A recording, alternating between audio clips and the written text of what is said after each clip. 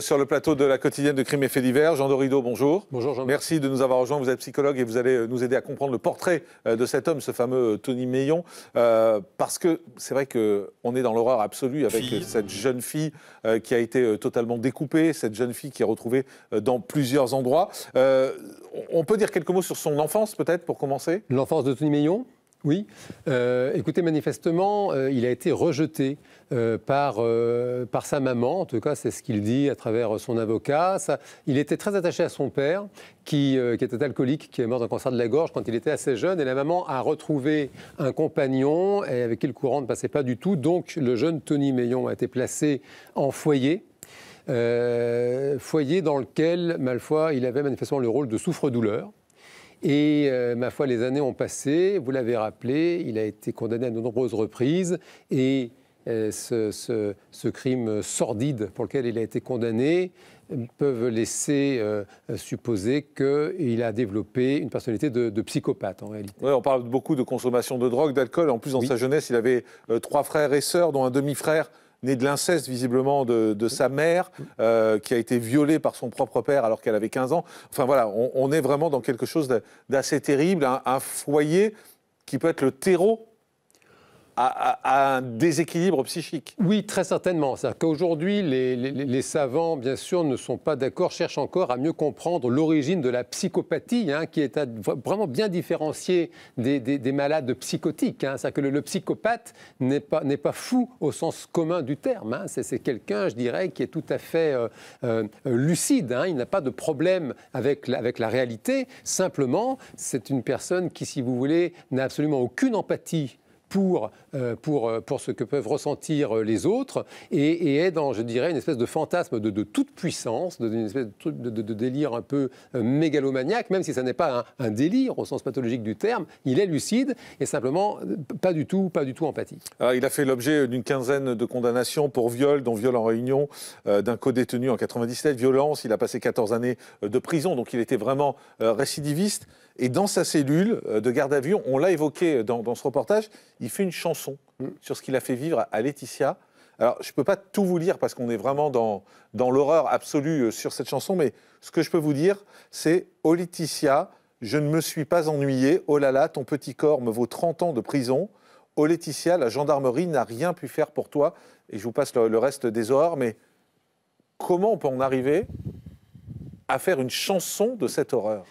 Eh bien, c'est-à-dire que si vous voulez, parmi les différentes caractéristiques du psychopathe, il y a effectivement ce goût pour la toute-puissance. Ce qui d'ailleurs explique la frustration inacceptable. Les individus comme Tony Meillon, comme ça, ne supportent pas la frustration parce qu'ils sont tellement égocentrés, ils ont tellement la conviction que le monde entier tourne autour d'eux qu'ils ne supportent pas quelque chose qui les empêche. Et dans ce goût pour la toute-puissance, il y a un véritable plaisir sadique, si vous voulez, à mesurer le pouvoir qu'il aura sur les autres, et notamment le fait de choquer. Bien qu'étant en prison, il y a une espèce de satisfaction, comme ça, de jouissance à mesurer son pouvoir sur les autres en chantant ce genre de chansons. Lors de l'audience, il a mimé des postures sexuelles, il a mimé le meurtre, manifestement dans un plaisir toxique et malade de choquer.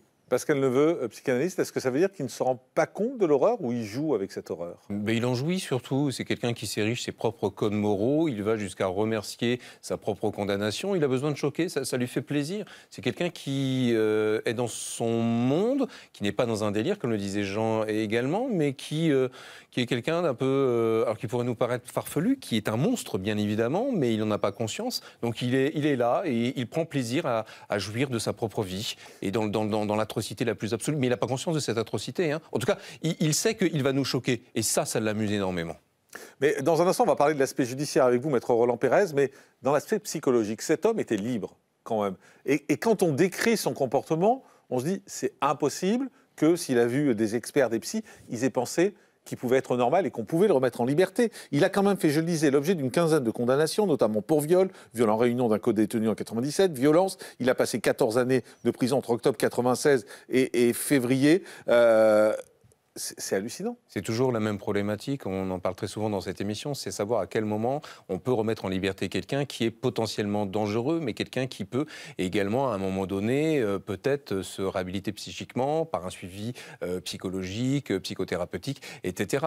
Le problème de la psychopathie, comme le disait Jean, c'est qu'elle est difficilement cernable, elle n'est pas bien rédigée dans nos codes psychiatriques. Oui, mais là, ça va vite. Il sort en février 2010, il rencontre Laetitia en janvier 2011. Donc, enfin voilà, c'est quelque chose qui était très présent quand même en lui.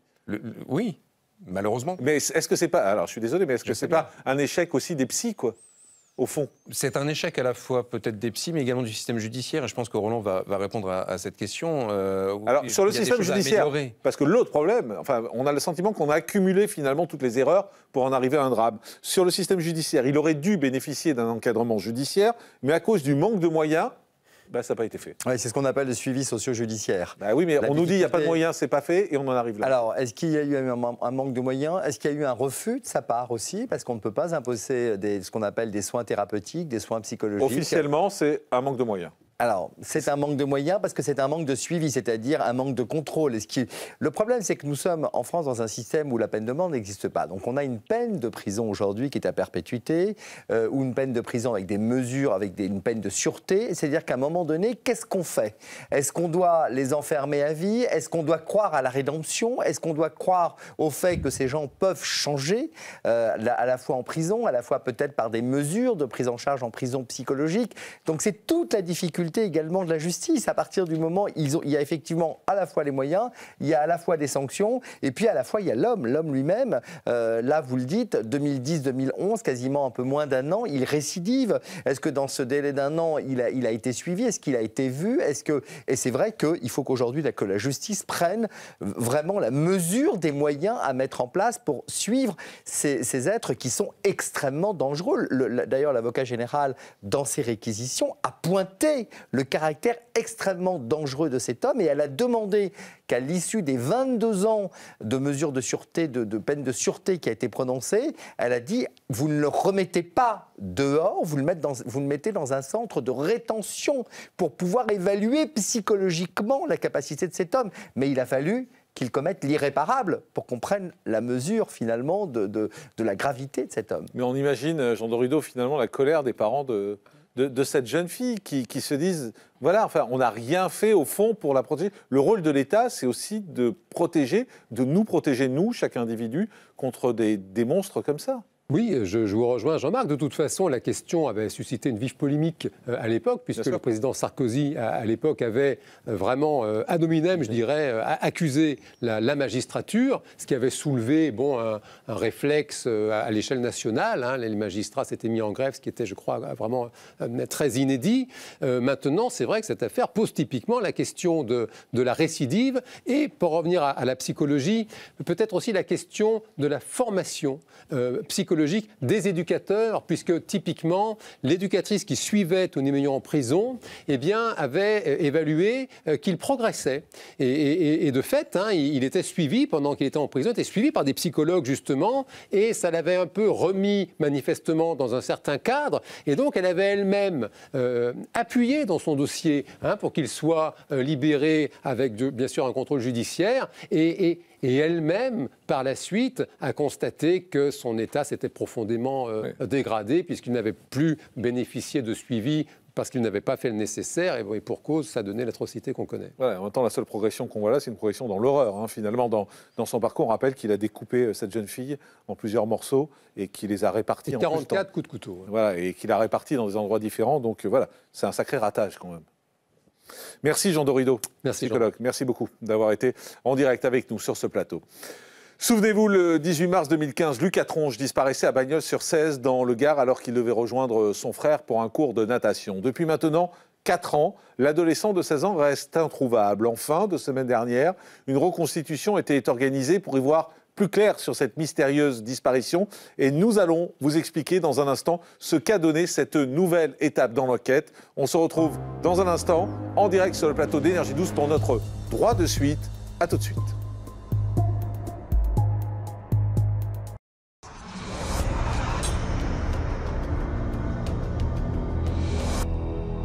Retour en direct sur le plateau de la quotidienne de Crime et Faits divers pour votre droit de suite. Le droit de suite, c'est chaque jour un retour sur les affaires que nous avons traitées dans cette émission et qui ont fait la une de l'actualité. Et nous avons décidé de suivre leur évolution. Et on commence ce droit de suite avec cette affaire qui bouleverse toute la France depuis des années, la disparition du jeune Lucas.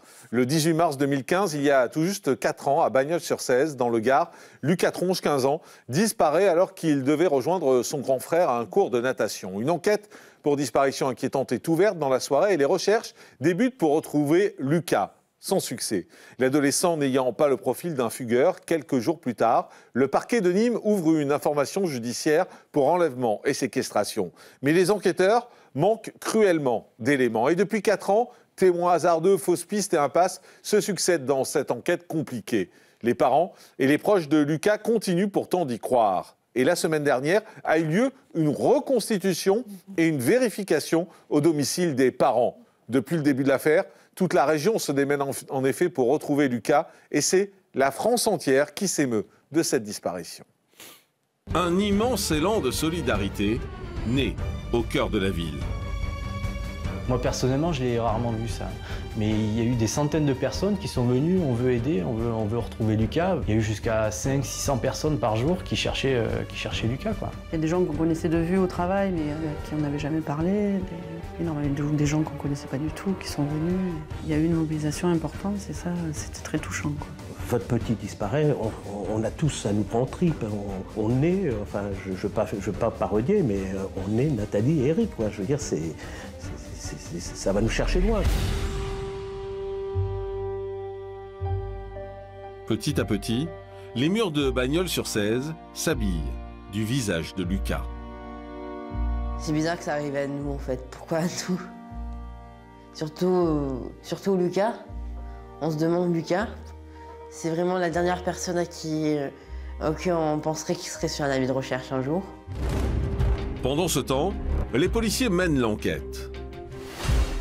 Un événement particulier aurait-il pu déclencher un départ volontaire de Lucas? Pour le savoir, il commence par retracer son emploi du temps le jour de sa disparition. Il est rentré du lycée vers 12h30, il est rentré à pied, souvent il le faisait, donc à partir du pont de Cèze, il traversait justement les vignes. Jusqu'à 17h, il a un peu tourné dans la cour, il a joué un peu avec son téléphone, donc son frère l'a vu. Et donc Valentin nous a expliqué qu'en fait à 17h10, d'un coup, Valentin a dit mais il faut y aller, il faut partir à la piscine et tout, on va être à la bourre. Et Lucas a dit oui. Donc Valentin a pris la trottinette et est parti. S'est dit c'est bon, il suit, 50 mètres derrière, il me suit quoi. Et en fait quand il est arrivé donc à l'arrêt de bus, c'était pratiquement 17h30. Et là, Lucas n'était pas là, le bus partait, Valentin a essayé d'appeler Lucas. Il est tombé sur la messagerie. Et voilà, et Lucas n'est pas allé à la piscine. Voilà, et bien que l'espoir de retrouver Lucas vivant s'amenuise de jour en jour depuis 4 ans, l'enquête se poursuit. Un nouvel élément vient d'ailleurs d'avoir lieu, Charlotte. Une reconstitution de la disparition de Lucas a eu lieu jeudi dernier à Bagnols-sur-Cèze. C'est la nouvelle juge d'instruction qui est en charge de l'enquête depuis septembre dernier qui a décidé d'organiser ce nouvel acte de procédure. Alors que s'est-il passé exactement? En présence des parents de Lucas et de plusieurs policiers, la juge a décidé de retracer le parcours qu'aurait emprunté le jeune Lucas ce jour-là. Il a été vu au domicile familial pour la dernière fois aux alentours de 17h et devait ensuite rejoindre son frère à l'arrêt de bus pour se rendre à la piscine, mais il ne se présentera jamais. Ouais, je précise qu'aujourd'hui, cela fait 4 ans, jour pour jour, que Lucas a disparu. En effet, Lucas a disparu le 18 mars 2015. Il serait âgé de 19 ans aujourd'hui. Samedi matin, un lâcher de ballon symbolique était organisé à Bagnols-sur-Cèze et une centaine de personnes ont répondu présent et les parents de l'adolescent ont remercié les habitants pour leur soutien. On poursuit ce droit de suite avec ce procès qui s'est achevé il y a quelques jours devant les assises des Pyrénées-Atlantiques. Une femme était jugée pour le meurtre de son compagnon. On vous a parlé la semaine dernière de l'ouverture de ce procès. Souvenez-vous, un soir d'août 2016 à Bayonne, Audrey, 35 ans, appelle les pompiers. Elle vient de poignarder son compagnon Stéphane. Il est transporté aux urgences mais succombera quelques heures plus tard à ses blessures. Sur place, dans l'appartement que partageait le couple, tout semble indiquer qu'une violente dispute vient d'avoir lieu. Audrey affirme alors qu'elle a poignardé Stéphane car ce dernier était en crise. En réalité, Stéphane serait un homme violent, dans leur immeuble de Bayonne. Ces colères faisaient grand bruit. En janvier 2016, les voisins du couple, n'en pouvant plus d'entendre les cris d'Audrey, avaient même envoyé une pétition à leur bailleur avec cette question glaçante: faut-il un décès pour que la situation cesse? Audrey est plusieurs fois aperçue d'ailleurs avec des traces de coups sur le visage. En mars 2016, elle portait plainte pour violence conjugale et Stéphane était condamné à 3 mois de prison.